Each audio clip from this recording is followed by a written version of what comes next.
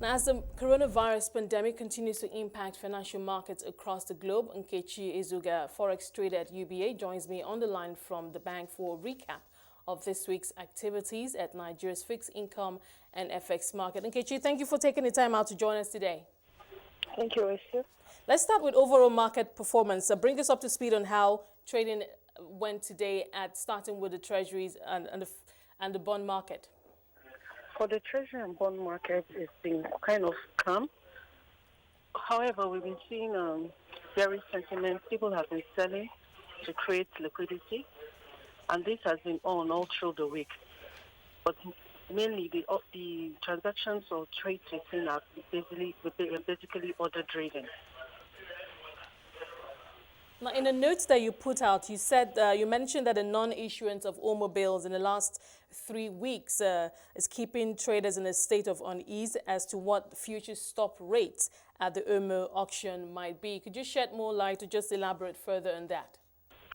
Okay, in the past 3 weeks, the CBN has not issued any OMO, and market players are skeptical on whether an OMO is going to be issued and at what stop rate are going to be, because currently we've been seeing yields in the secondary market hover around 16 and 15% in the short and in the medium and long term calls, and this has been the resistance levels has been traded. So overall, since OMO has not been issued and we have another OMO maturing next week, it has on April 2nd to the tune of about 294 billion. So market players are still asking trying to digest to know if the central bank will issue further OMO in view of the liquidity in the system. Currently, the market, the liquidity is about 570, and with retail happening today, that will create a kind of squeeze in the market. And overnight rate is currently at about 16-17%. Now, is this something that has happened before? Because usually when we're in situations like this, sometimes we look back at a precedent or history to just determine how, potentially how things could play out. I know that traders are wondering and no one knows what stop rates will be, but is there something, looking back, is this something that has happened before, and how difficult would it be to even project what a typical scenario would be like? Projecting in my own view is kind of dicey, because in the past where OMO is not actually issued, we see the central bank intervening. But for the past 3 weeks, we haven't seen any OMO issuance. Market players are kind of cannot really predict if there's going to be another issuance. Okay, let's move over to the FX market now. Now, obviously, we still remembering that adjustment made by the CBN at the INE window to 380 to the dollar, but we're seeing a weakening to around 383.24 to the dollar. What can you tell us about that? And if you think that this is, we could see a further adjustment to this rate? Currently, the central bank, further to the adjustment that was done by the central bank last week, we've seen the central bank intervening, and that too has, to a large extent, stabilized rates.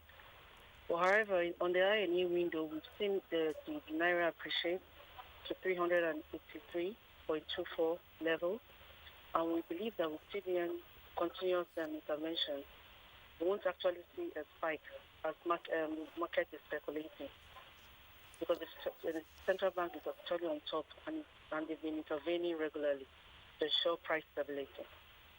Now, with that intervention, obviously, we continue to keep our eyes on the FX reserves, which currently stand at $35 billion US. Now, the BDCs, the broad exchange operators, are proceeding on a 2-week break. I'm just wondering, how much more pressure can we expect to continue to be on the FX reserves?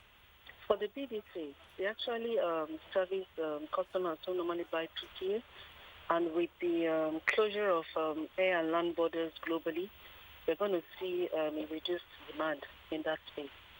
So with the closure of, with the CBN not selling FX to the BDC, it won't really affect the market, my own view. because the demand on chicken will definitely reduce. Since travelers are no longer traveling due to the closure. So what would you say your outlook is for the new week, for the yield curve? Hello, Esther. Yes, I'm asking about your outlook for the yield curve for the coming week. Okay, in the coming week, we have NTB and OMO maturities of about 362 billion, 68.08 NTB, and OMO 294. So that will kind of inject liquidity in the system. And then with the FX bid happening today, we see the markets may close in repo, and that will actually push overnight an OBB rate higher to maybe about 18%, and that will extend into the new week.